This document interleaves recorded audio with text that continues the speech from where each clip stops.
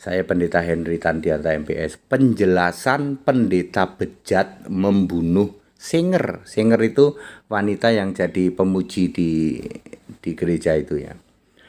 Saudara-saudara, saya mau kasih tahu gereja bejat Indonesia itu, saudara-saudara, apa-apa duit. Persepuluhan sudah pasti, yaitu dikejar-kejar loh Anda sama persepuluhan. Kalau Anda nggak ngasih itu di WA loh. Di WA dikasih nomor ini Pak, boleh transfer ke sini. Persepuluhan sudah pasti, buah sulung sudah pasti. Anda itu kalau baptis disuruh bayar, ya. Kalau pemberkatan pernikahan, alah, apalagi ada tarifnya. Enggak Pak, enggak ada tarif. Iya, tapi sekretarismu bisik-bisik, ya toh? Pak, nanti kalau ini segini Pak. Bukan kamu yang ngomong, bukan pendeta, sekretarismu dulu yang ngomong, ya. Sudah.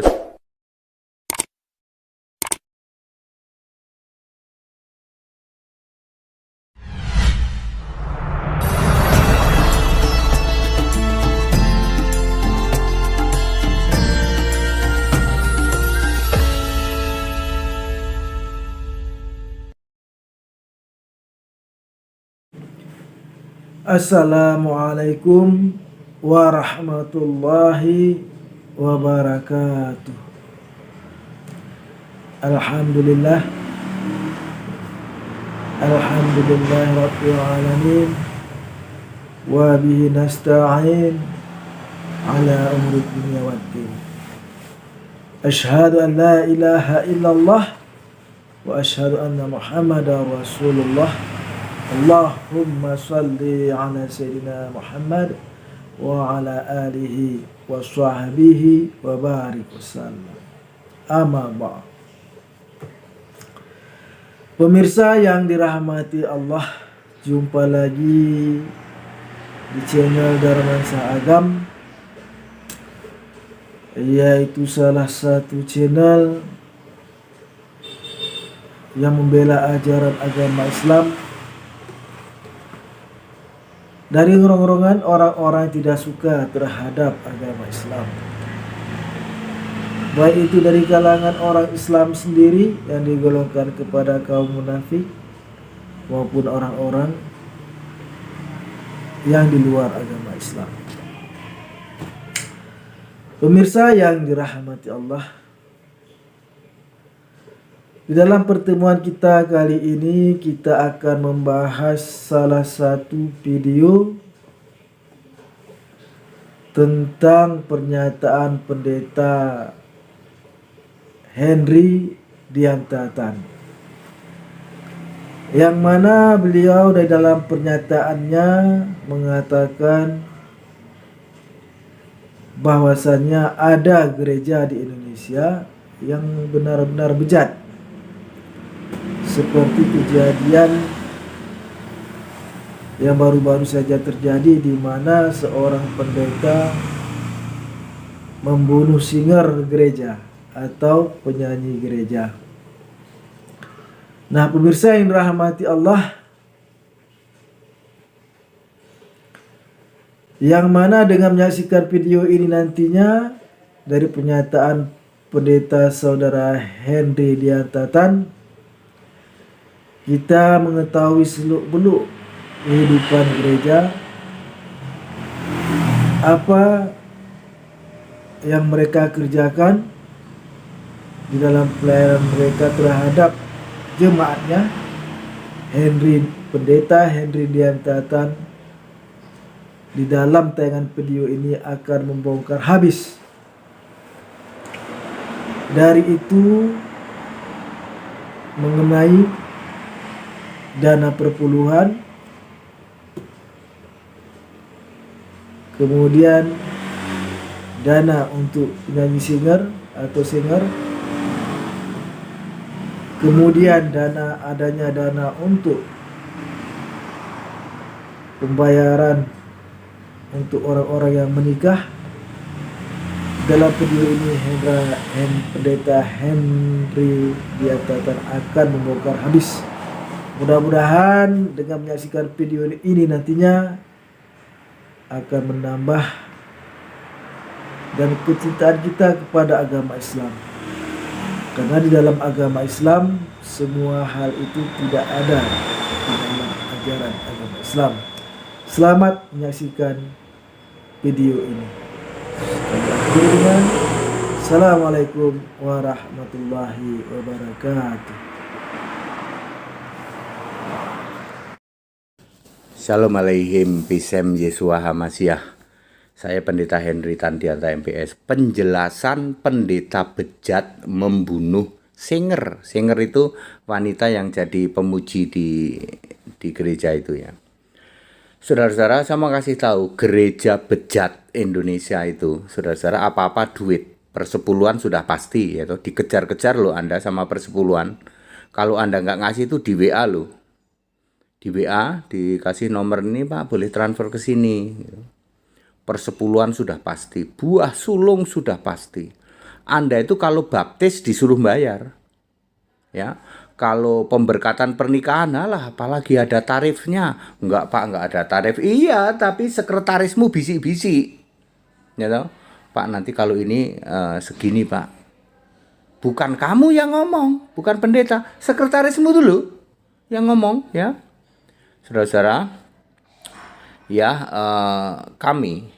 saya Henry Tandianta, baptis, pemberkatan semua, tidak ada yang namanya bayar.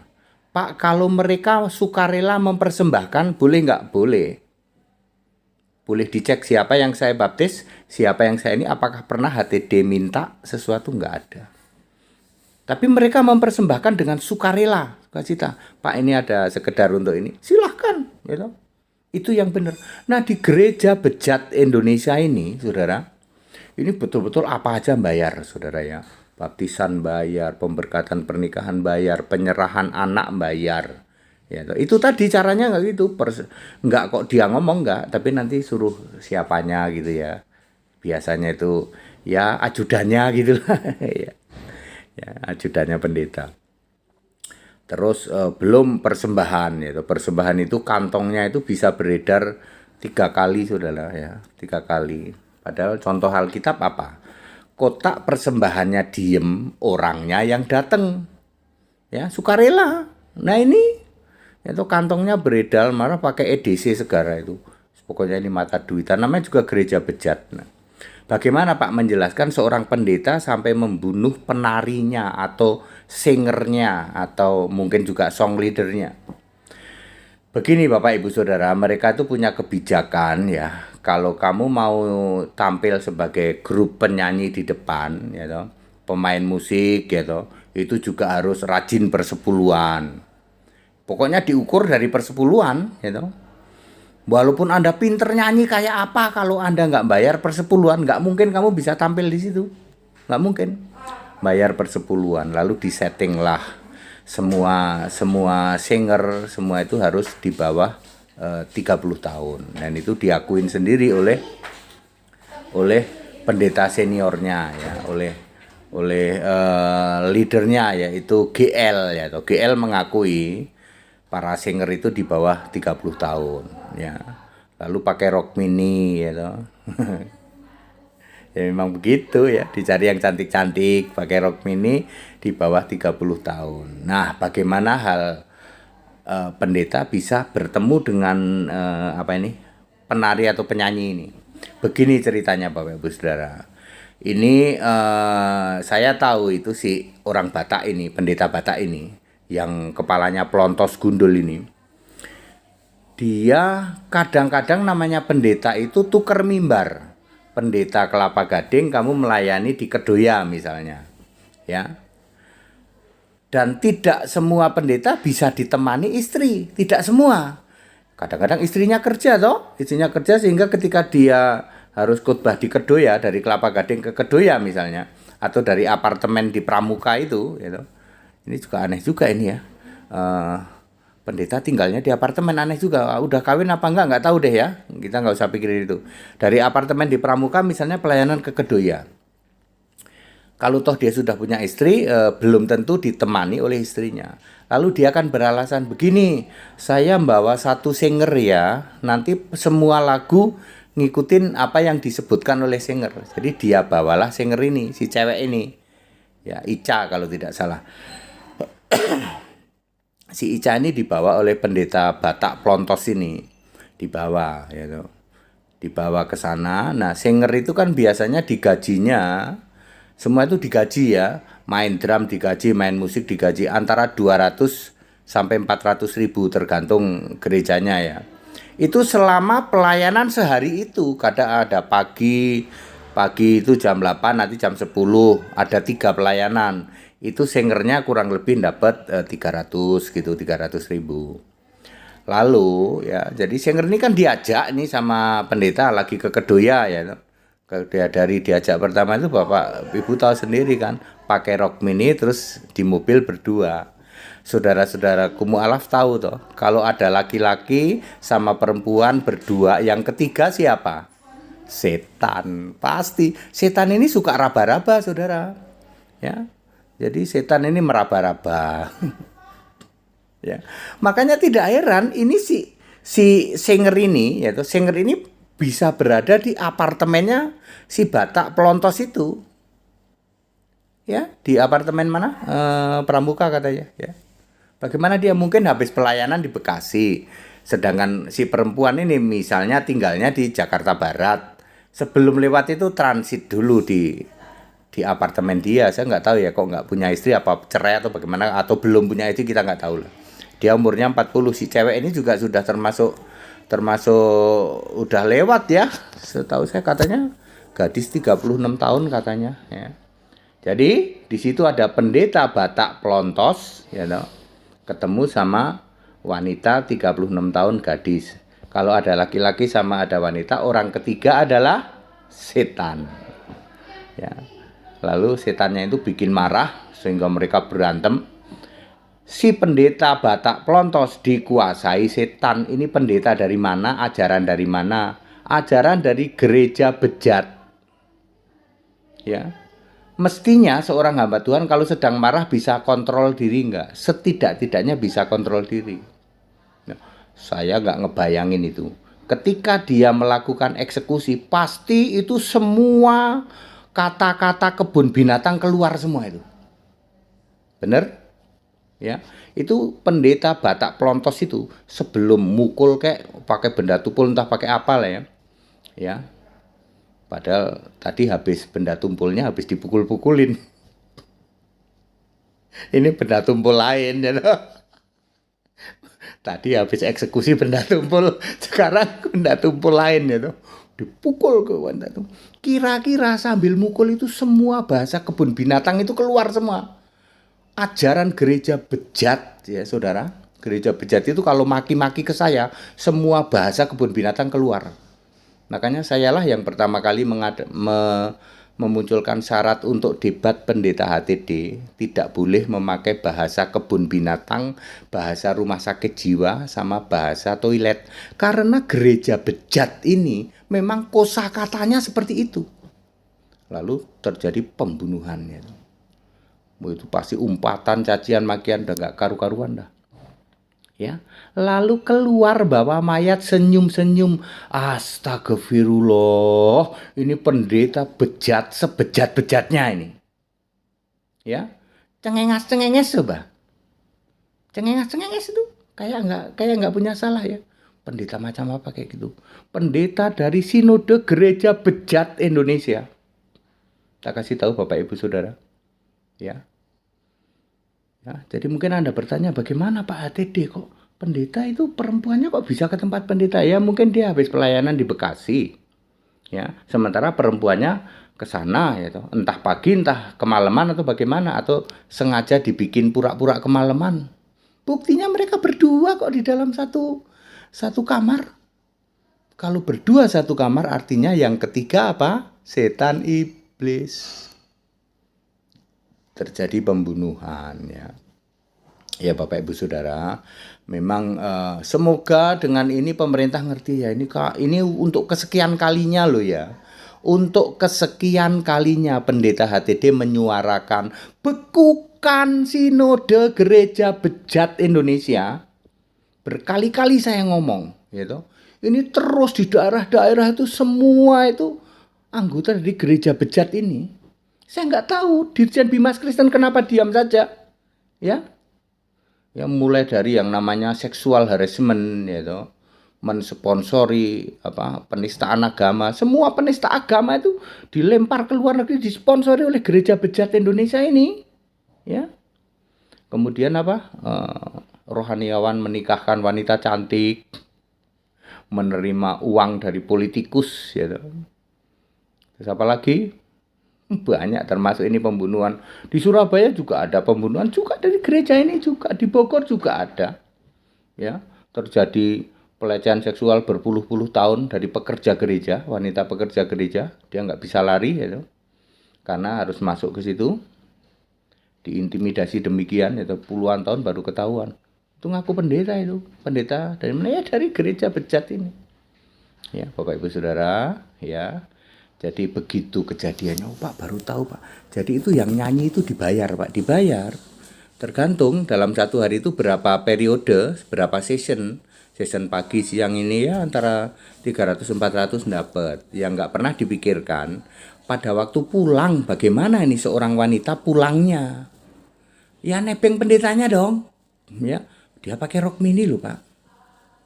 Ya, ada pendeta, ada singernya nebeng sama Pak Pendeta pakai rok mini. Kalau kebetulan ada kebaktian malam, udah deh. Ini memang nih gereja bejat tuh kayak begini emang, ya. Ya saudara-saudara ya, supaya saudara-saudara tahu semua. Jadi gitu Pak ya.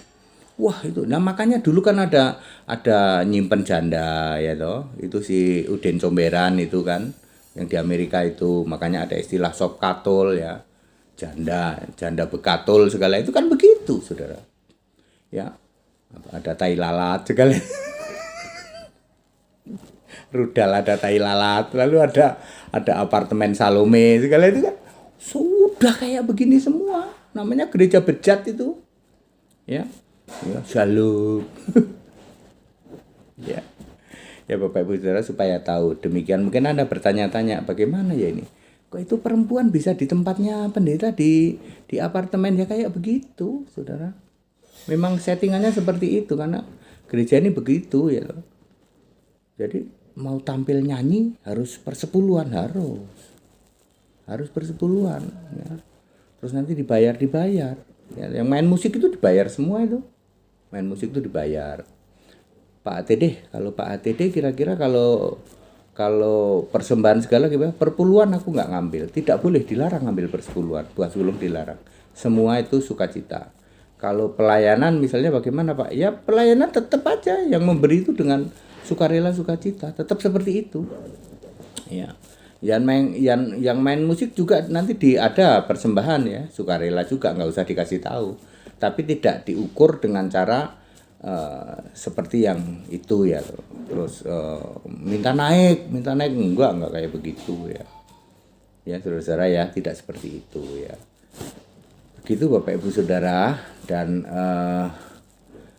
kiranya ya penjelasan seperti ini saya sih sebenarnya mudah-mudahan pemerintah dengarlah, Departemen Agama, Menteri Agama dengar, Dirjen Bimas Kristen dengar ya. Seperti ini betul-betul gereja bejat Indonesia itu mencoreng-moreng kekristenan. Ya. Betul-betul mencoreng-moreng kekristenan. Ya, pendukung Kristen garis keras penista agama. Semua penista agama yang dilempar ke luar negeri itu memang settingannya dari gereja bejat Indonesia ini, saudara-saudara. Ya, mudah-mudahan state mendengarlah ya. Ini untuk kesekian kalinya ya, saya itu menyampaikan hal seperti itu. Kita itu sekarang harus lebih smart ya toh. State juga harus ngerti keadaan di masyarakat ya. Keresahan yang ditimbulkan oleh sinode seperti ini, state itu harus ngerti sinode itu tidak ada di Alkitab ya, Tritunggal itu tidak ada di Alkitab ya, semua itu kan muaranya seperti itu. Ayo kembali ke Alkitab. Kamu mudah-mudahan itu dari state ya, dari pemerintah, dari dirjen itu